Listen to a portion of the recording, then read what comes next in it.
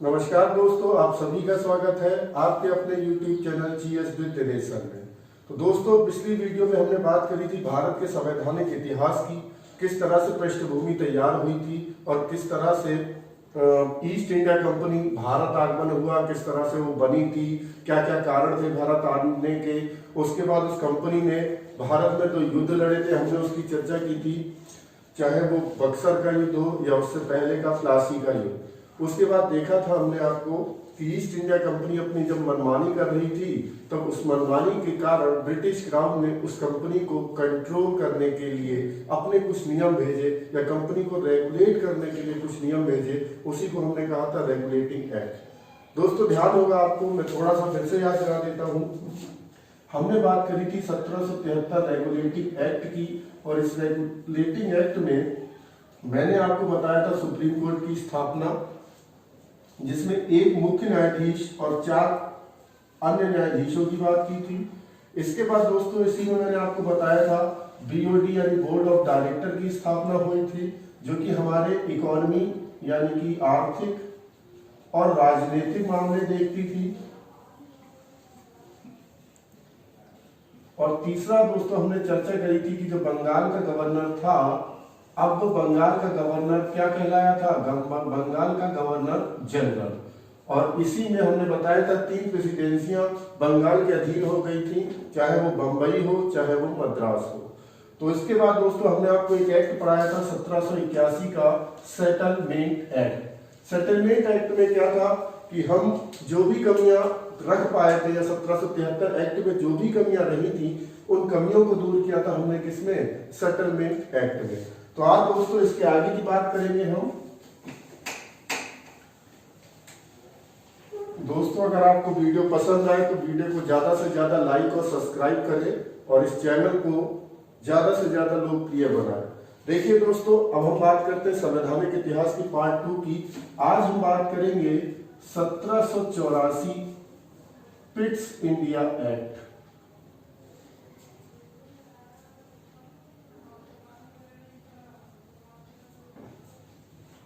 दोस्तों, Pitt's India act की अगर हम बात करें तो 1784 पिट्स इंडिया एक्ट, ये एक्ट जो आया था वो ब्रिटेन के प्रधानमंत्री का नाम उस समय पिट था, उन्हीं के नाम पर इस एक्ट का नाम पड़ा पिट्स इंडिया एक्ट। 1773 में दोस्तों जो हमने बोर्ड ऑफ डायरेक्टर बनाया था, उस बोर्ड ऑफ डायरेक्टर का हमने बताया था आपसे कि इस बोर्ड ऑफ डायरेक्टर के 2 काम थे, राजनीतिक और आर्थिक। लेकिन दोस्तों, अगर हम बात करें बोर्ड ऑफ डायरेक्टर से काम नहीं संभला, और जब काम नहीं संभला तो इस बोर्ड ऑफ डायरेक्टर को 2 भागों में तोड़ दिया गया।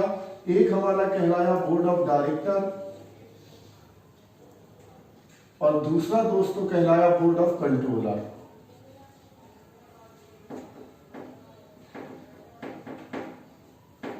या दूसरा हिंदी में बोल सकते हैं निदेशक मंडल, और इसको बोल सकते हैं नियंत्रण मंडल।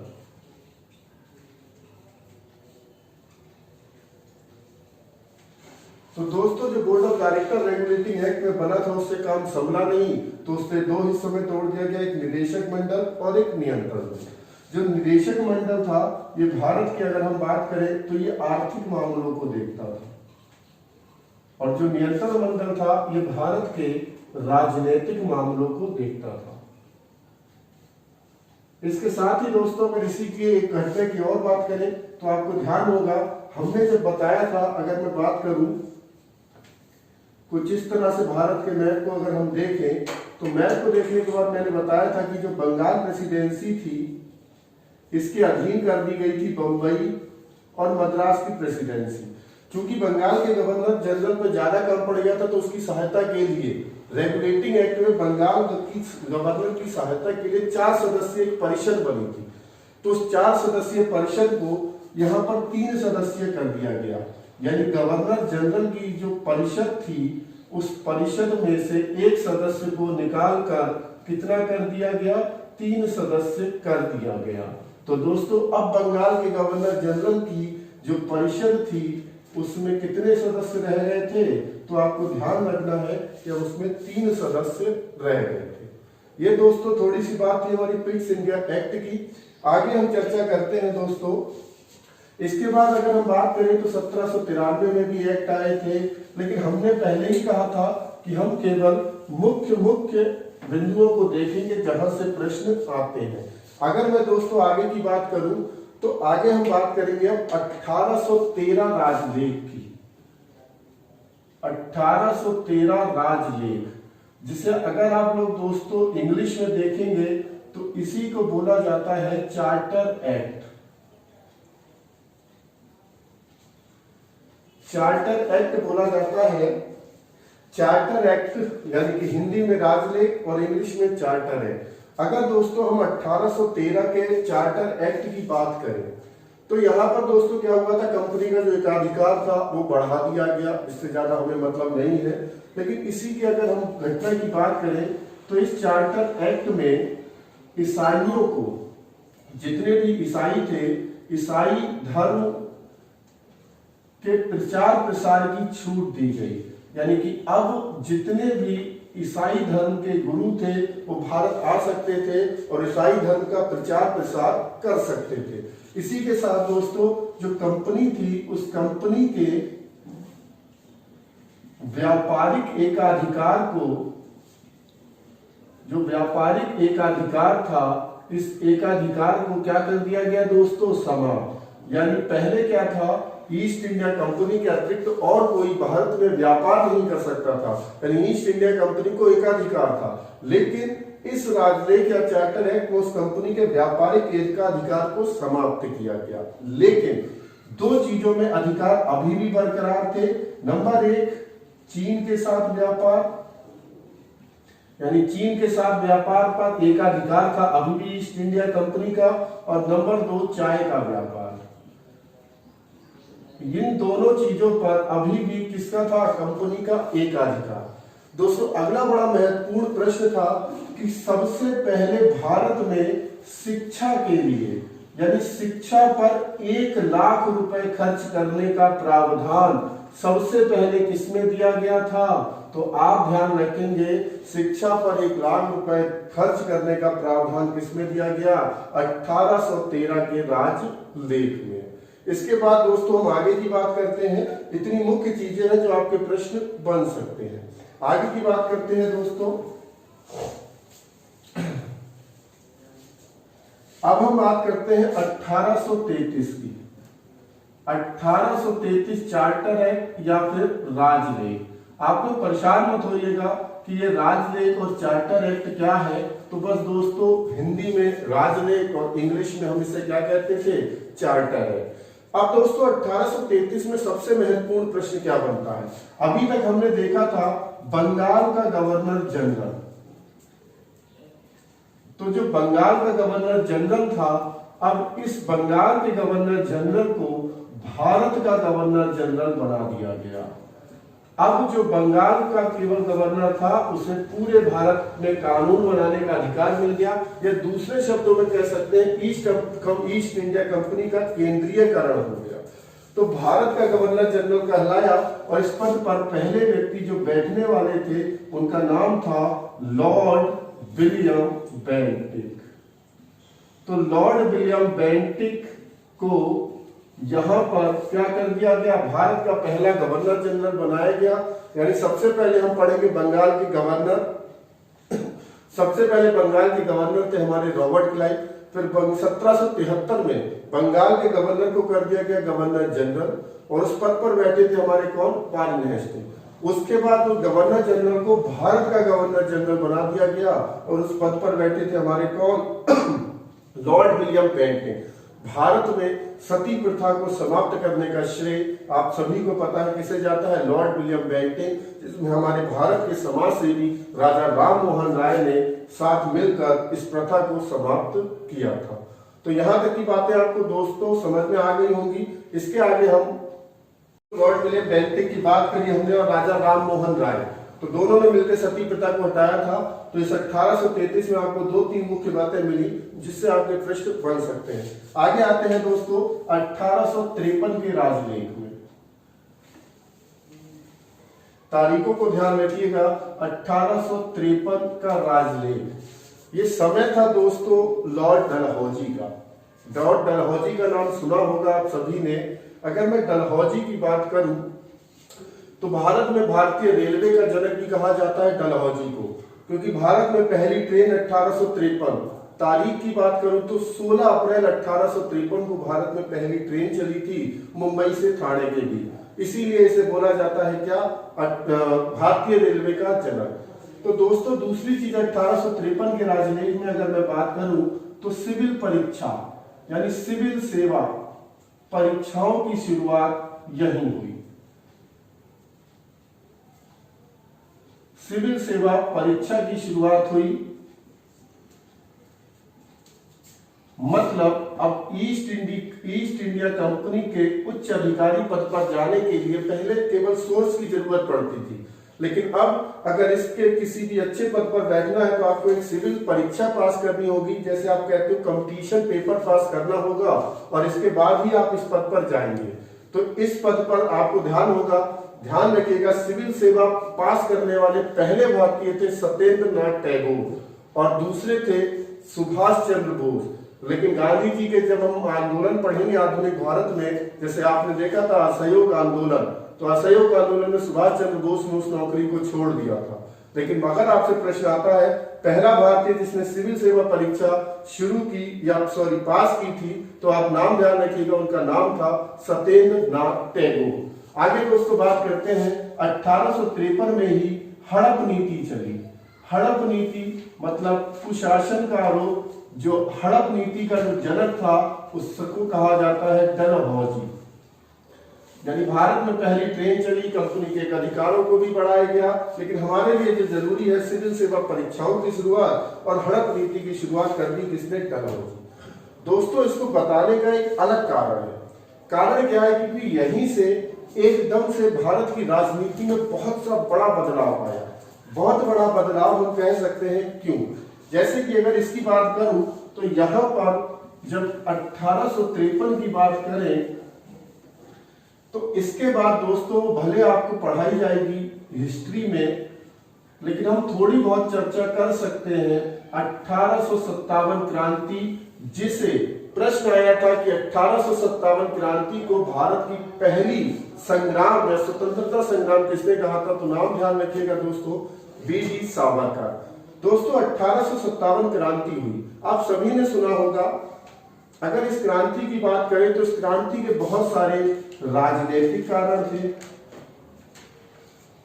बहुत सारे आर्थिक कारण थे, बहुत सारे सैन्य कारण थे, बहुत सारे अगर मैं बात करूं धार्मिक कारण थे, बहुत सारे कारण और भी थे, लेकिन इसी में थे तात्कालिक कारण।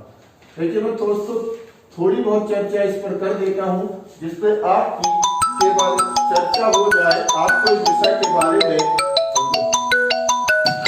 चर्चा हो जाए। तो इनके अगर हम बात करेंगे राजनीतिक की, धार्मिक की, आर्थिक, बहुत से कारण थे। अगर राजनीतिक कारणों की बात करूं तो जैसा कि मैंने बताया था डलहौजी ने हड़प नीति अपनाई, गोद लेने पर प्रथा प्रतिबंध कर दी, मतलब अगर कोई राजा का कोई पुत्र नहीं है तो उसकी संपत्ति जब्त कर ली जाएगी। इसने अवध के नवाब वाजिद अली शाह पर कुशासन का आरोप लगाकर उस पर क्या कर दिया, कब्जा कर लिया। तो ऐसे बहुत सारे राजनीतिक कारण थे। धार्मिक कारणों की बात करूं तो इन्होंने सती प्रथा समाप्त की, विधवा विवाह को ज्यादा बढ़ावा दिया। भले ही कुरीतियां थी, ये बुरी थी, लेकिन उस समय हिंदुओं को नहीं दिख रहा था कि ये हमारे खिलाफ है। टीका, जो भी धर्म के लोग थे उसको टीका लगाने पर प्रतिबंध लगा दिया गया। ऐसे बहुत से धार्मिक कारण थे जो रीजन बने किसके, 1857 क्रांति। आर्थिक कारण क्या थे? आर्थिक कारण थे ज्यादा टैक्स की वसूली, भारतीयों से ज्यादा टैक्स लेना, जो लगान था उसे ज्यादा वसूलना, सुविधाओं को कम करना इत्यादि। सैन्य कारण थे, अगर सेना की बात करें तो सेना में जो भारतीय और अंग्रेजों का अनुपात था वो 5:1 था। यानी भारतीयों की संख्या तो ज्यादा थी सेना में, लेकिन इनसे बड़ा भेदभाव होता था। चाहे वो भेदभाव वेतन को लेके हो, भोजन को लेके हो, प्रमोशन को लेके हो, बहुत सी। और आपको ध्यान होगा इसी समय डलहौजी ने एक प्रथा यानी एक नियम था। पहले जो आर्मी में लोग थे वो अपने घर फ्री डाक भेज सकते थे चिट्ठी, लेकिन उसे भी प्रतिबंधित कर दिया किसने? डलहौजी। तो कहीं ना कहीं ये भी रीजन था 1857 क्रांति का। आगे देखते हैं दोस्तों तात्कालिक कारण, जो आपने और हमने सभी ने पढ़ा है। अगर मैं इसकी चर्चा करूं तो बैरकपुर छावनी बंगाल, वहां पर एक सैनिक थे हमारे मंगल पांडे। तो दोस्तों अंग्रेजों ने एक ब्राउन ड्रेस करके बंदूक थी, उसको बंद किया और नई बंदूक थी इनफील्ड, उसको लेके आए। जब उस इनफील्ड बंदूक को चलाया जाता था तो कारतूसों को मुंह से खींचा जाता था, और मुंह से खींचना इतना बुरा नहीं था, लेकिन उस कारतूस पे सुअर और गाय की चर्बी लगी होती थी, जिससे हिंदू और मुस्लिम दोनों एकता को क्या पहुंची? ठेस। मंगल पांडे जो कि 34वीं बटालियन बैरकपुर छावनी के सिपाही थे, उन्होंने इसका सबसे पहले विरोध किया, और विरोध करके अपने दो अधिकारी जिनका नाम था ह्यूमस और बाग, दोनों की हत्या कर दी। और दोनों की जब हत्या कर दी, उसी के फलस्वरूप मंगल पांडे को हमारे क्या दे दी गई? फांसी दे दी गई। लेकिन इस क्रांति की शुरुआत हम वहां से नहीं मानते। बाद में 10 मई 1857 को मेरठ छावनी से इस क्रांति की शुरुआत हुई, और सैनिक वहां से उठे और पहुंच गए दिल्ली। और दिल्ली पे उस समय मुगल बादशाह था बहादुर शाह जफर, और उन्हें बादशाह घोषित कर दिया, और वहीं से मानी जाती है इस क्रांति की शुरुआत। अब इस क्रांति की शुरू हुई अलग अलग नेतृत्व करा लोगों ने, मैं बताऊंगा आपको जब भी पढ़ाऊंगा। जैसे हजरत महल ने लखनऊ से, तात्या टोपे कानपुर से, और बहुत से ऐसे थे, लेकिन हम उनकी चर्चा करेंगे जब हम इतिहास पढ़ेंगे। तो 1857 क्रांति हुई। अब 1857 क्रांति से फर्क क्या पड़ा? 1857 क्रांति से फर्क ये पड़ा कि अब ब्रिटिश क्राउन को समझ में आ गया कि कंपनी जो है वो भारत पर शासन नहीं कर सकती। अब क्या किया, जब ये बात पता लगी ब्रिटिश क्राउन को, तो उसने कंपनी को समाप्त करने की घोषणा की। 1857 का विद्रोह हुआ, लेकिन अंग्रेजों ने इसे आसानी से दबा दिया, क्योंकि भारतीयों की संख्या ज्यादा नहीं थी। अब इस विद्रोह को जब दबा दिया गया, उसके बाद इसमें बदलाव क्या आया कि अब ब्रिटिश क्राउन ने सोचा कि इस कंपनी को समाप्त क्यों न किया जाए, और इस कंपनी की जगह पर 1858 अधिनियम, भारत में पहला अधिनियम आया। दोस्तों अभी तक थी कंपनी, तो आ रहे थे एक्ट, अब क्या आ गया? अधिनियम। इसमें क्या हुआ, जो ईस्ट इंडिया कंपनी थी, इस ईस्ट इंडिया कंपनी को ब्रिटिश क्राउन ने समाप्त कर दिया, और सीधे भारत का शासन सीधे ब्रिटिश क्राउन के अंडर में चला गया। यानी अब तक राज कर रही थी भारत पर ईस्ट इंडिया कंपनी, लेकिन यहीं से हमारा दूसरा एरा शुरू होगा। अब कौन राज करेगा? British crown.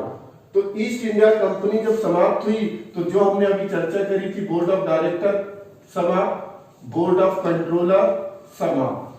अब यहां पर जो भारत का गवर्नर जनरल था, अगर हम भारत के गवर्नर जनरल की बात करें, तो इस भारत के गवर्नर जनरल के पद को भी क्या कर दिया गया? समाप्त कर दिया गया, और इसकी जगह 2 नए पद बनाए गए। नंबर 1 जिसका नाम था वायसराय, और दूसरा पद बनाया गया नंबर 1 वायसराय, जिस पद पर कौन थे? लॉर्ड कैनिंग पहले, और दूसरे बनते थे सचिव, और इस पद पर बैठने वाले पहले थे चार्ल्स वुड। तो अब भारत के गवर्नर जनरल की जगह 2 नए पद होंगे, एक तो वायसराय और दूसरा सचिव। तो पहले कौन थे? वायसराय लॉर्ड कैनिंग, और पहले सचिव कौन थे? Charles Wood. यानी कि हम धीरे धीरे कह सकते हैं अब यहां से जो ब्रिटिश क्राउन था वो शासन करेगा कहां पर? भारत पर। यानी भारत की सत्ता अब सीधे किसके हाथों में चली गई थी? British crown. और ईस्ट इंडिया कंपनी को समाप्त करके अब नया शासन शुरू होगा ब्रिटिश क्राउन। British crown. तो दोस्तों आपने देखा कि अब ईस्ट इंडिया कंपनी समाप्त हो गई है, भारत पर शासन कौन कर रहे थे? सीधे ब्रिटिश क्राउन। अब देखो दोस्तों यहां से बड़ा बदलाव आया राजनीति में। अब आगे देखिए दोस्तों, अगर मैं बात करूं तो वैसे तो सब कुछ सही था, अधिनियम आते रहेंगे जाते रहेंगे, लेकिन इसी के बीच एक घटना हुई 1885। तारीख की बात करूं तो 28 दिसंबर 1885। आप सभी को पता होगा स्थापना हुई भारतीय राष्ट्रीय कांग्रेस। भारतीय राष्ट्रीय कांग्रेस की स्थापना। इसके संस्थापक कौन थे? एलन ऑक्टेन ह्यूम, जिन्हें हम एओ ह्यूम के नाम से भी जानते हैं। अगर हम पहले अध्यक्ष की बात करें तो दोस्तों आप सभी जानते हैं व्योमेश चंद्र बनर्जी। तो पहले अध्यक्ष थे कांग्रेस के व्योमेश चंद्र बनर्जी। ठीक है, तो भारतीय राष्ट्रीय कांग्रेस की स्थापना 1885 में एओ ह्यूम और अध्यक्ष थे व्योमेश चंद्र बनर्जी। इसमें रोल रहा था दादा भाई नौरोजी का भी। मैंने कहा डिटेल से हम बात करेंगे इतिहास के पोर्शन में। अब दोस्तों क्या हुआ, इस पार्टी को बनाना क्यों जरूरी था? 1857 का विद्रोह हुआ, लेकिन उस विद्रोह को अंग्रेजों ने आसानी से दबा दिया। आसानी से इसलिए दबा दिया क्योंकि इनकी संख्या ज्यादा नहीं थी। अब उन्होंने एक पार्टी बनाई, भारतीयों ने कहा कि आप ज्यादा से ज्यादा संख्या में 20,000 50,000 इकट्ठे होइए और इन अंग्रेजों के खिलाफ मोर्चा खोलते और इन अंग्रेजों को भारत से निकाल देते हैं। दोस्तों एक और चीज ध्यान रखिएगा, जब ये पार्टी बनी थी कांग्रेस तो इसका पहला अधिवेशन पुणे में होना था, लेकिन वहां पर एक बीमारी फैल गई थी प्लेग की, जिसके बाद इसको रद्द करके बंबई में इसका अधिवेशन किया गया। और इसकी पहली बैठक कहाँ हुई थी दोस्तों? संस्कृत कॉलेज था एक, गोकुलदास तेजपाल। हमने कहा डिटेल में बात हम वहां करेंगे। और इसके जो संस्थापक थे वो स्कॉटलैंड के निवासी एलन ऑक्टेन ह्यूम थे। इन्होंने इसकी स्थापना करी। अब एक चीज और मैं आपको बता दूं कि जब कांग्रेस की स्थापना हुई तो उसका नाम भारतीय संघ था। ये जो कांग्रेस शब्द है ये जोड़ने वाले कौन थे? दादा भाई नौरोजी, जिन्हें भारत का वायोवृद्ध पुरुष भी कहा जाता है। कांग्रेस का अर्थ होता है शक्तिशाली लोगों का समूह, जो कि जो शब्द है वो आया था उत्तरी अमेरिका से। तो दादा भाई नौरोजी ने कांग्रेस जोड़ा, फिर राष्ट्रीय जोड़ा, वो हम जब चर्चा करेंगे मॉडर्न हिस्ट्री में तब इसकी बात करेंगे। अब एक पार्टी बन गई तो अंग्रेजों को कहीं ना कहीं लग रहा था यार भारतीय लोग तो इकट्ठा होने लगे हैं, ये लोग संगठन बनाने लगे हैं, अब तो दिक्कत हो जाएगी। तो अंग्रेजों की एक ही नीति थी, फूट डालो शासन करो। तो अंग्रेजों ने देखा कि ठीक है भाई इकट्ठे हो रहे हैं, जाते जाते क्या करें, एक नई प्रथा शुरू कर देते हैं, फूट डालते हैं, देखते हैं जाना तो है ही, लेकिन अगर गए तो इससे पहले फूट डाल के देखते हैं। अब फूट क्या, अगर बात करें बंगाल की तो समय था 1905। यहां पर बंगाल के गवर्नर थे लॉर्ड कर्जन। लॉर्ड कर्जन ने फूट डालो शासन करो की नीति देखते हुए बंगाल का विभाजन कर दिया। एक तरफ कर दिया हिंदू और एक तरफ मुस्लिम, कुछ भी नहीं किया। अब हिंदू और मुस्लिम में इसी बात को देखते हुए सांप्रदायिकता भड़क गई। अब सांप्रदायिकता जब भड़क गई तो इस सांप्रदायिकता को और भड़काने का अगर मैं बात करूं तो काम किया किसने? मुस्लिम लीग पार्टी ने। 1906 में एक नई पार्टी बनी जिसका नाम था मुस्लिम लीग। ये पार्टी दोस्तों आप सभी को पता होगी कहां बनी थी? ढाका में। और बनाने वाले व्यक्ति का नाम था आगा खां और समीमुल्ला। तो समीमुल्ला और आगा खान ने ढाका में एक पार्टी बना दी जिसका नाम था मुस्लिम लीग। आगे चल के इसी पार्टी के अध्यक्ष बनेंगे हमारे मोहम्मद अली जिन्ना, जो आगे फूट पड़ेगी संविधान सभा में। तो मुस्लिम लीग बन गई। अब हिंदुओं की पार्टी हो गई कांग्रेस, मुस्लिमों की पार्टी हो गई मुस्लिम लीग। यानी अंग्रेज जो फूट डालना चाहते थे वो पड़ चुकी थी। अब इसी फूट को और इस आग में घी का काम करा अगले अधिनियम में, जो कि 1909 में आया। 1909 में आया था मार्ले मिंटो सुधार अधिनियम। यानी 1909 के अधिनियम को बोला जाता है मार्ले मिंटो सुधार अधिनियम। क्यों बोला जाता है दोस्तों? तो कुछ ऐसा नया नहीं है। उस समय के सचिव का नाम था मार्ले और मिंटो का नाम था, मतलब वायसराय का नाम था मिंटो। तो उन्हीं के नाम पर इस अधिनियम का बात पड़ा, मार्ले मिंटो अधिनियम। अब दोस्तों इसी में क्या हुआ कि हिंदी की पार्टी अलग हो चुकी थी, मुस्लिमों की पार्टी अलग हो चुकी थी। तो इसी के बाद इन्होंने सांप्रदायिक चुनाव करा दिए। सांप्रदायिक चुनाव का मतलब था कि हिंदुओं का निर्वाचन क्षेत्र अलग और मुस्लिमों का निर्वाचन क्षेत्र अलग। यानी कि हिंदू अपने नेता अलग चुनेंगे और मुस्लिम अपने नेता अलग चुनेंगे। तो इसी में जब आग भड़क गई और अंग्रेज जो चाहते थे फूट डालना, वो क्या हो गई, कामयाब। और जो अंग्रेज कहीं लग रहा था कि अब शायद भारत छोड़ेंगे संगठन के कारण, वही अंग्रेज अगले 30-40 साल के लिए फिर से सक्रिय हो गए। इसके बाद दोस्तों हर 10 साल के बाद अधिनियम आता था। अगर मैं 1919 की बात करूं तो आया था मोंटेग्यू चेम्सफोर्ड अधिनियम। इसमें भी दोस्तों कुछ ऐसी खास वजह नहीं थी, और मैंने वैसे ही बताया कि मोंटेग्यू हमारे उस समय के कौन थे, सचिव थे, और चेम्सफोर्ड उस समय के वायसराय थे। उन्हीं के नाम पर आ गया मोंटेग्यू चेम्सफोर्ड। दूसरी चीज दोस्तों 1909 में एक और चीज हुई थी, द्वैध शासन की शुरुआत। द्वैध शासन, लेकिन ये अभी केंद्र में नहीं था, केंद्र में लगेगा 1935 अधिनियम। द्वैध शासन की शुरुआत थी। द्वैध शासन मतलब दोहरा शासन, क्योंकि जो मुगल्स थे वो कहीं ना कहीं समाप्त हो गए थे, कंपनी पूरी तरह से प्रभुत्व जमा चुकी थी भारत में। अब दोस्तों 1909 में आया, 1919 में आया, अब आना था 1929 में। दोस्तों जब भी ये अधिनियम आते थे उससे पहले टीम भेजा जाता था, कमीशन भेजा जाता था भारत। वो भारत आता था, पूरे भारत का सर्वे करता था और अपनी एक रिपोर्ट तैयार करता था। उस रिपोर्ट के आधार पर ब्रिटिश क्राउन अगला अधिनियम भेजता था। तो साइमन कमीशन आया था भारत में रिपोर्ट बनाने के लिए। जब साइमन कमीशन 1927 में भारत आया, तो जब बंबई में साइमन कमीशन के लोग उतरे तो उनका स्वागत किया था महात्मा गांधी ने, और वो 7 सदस्य थे। तो महात्मा गांधी ने कहा था, वेलकम साइमन कमीशन, आप लोग आए हैं भारत के लिए रिपोर्ट तैयार कराने, लेकिन आपकी संख्या मात्र 7 है, और आप 7 लोग इतने बड़े भारत में रिपोर्ट कैसे बना पाएंगे। आप हमारे कुछ भारतीयों को साथ ले ले, जो हम भारतीय आपको बता पाएंगे कि भारत की दशा कहां कहां पे खराब है। लेकिन साइमन कमीशन ने भारतीयों का साथ लेने से मना कर दिया, तो गांधी जी ने इसका विरोध किया, और विरोध किया तभी नारे लगे, काले झंडे दिखाए गए, go Simon back, Simon commission वापस जाओ। तो साइमन कमीशन वापस चला गया। उसके बाद दोबारा साइमन कमीशन लौटा। आप सभी ने पढ़ा होगा, पंजाब में लाला लाजपत राय ने विरोध किया।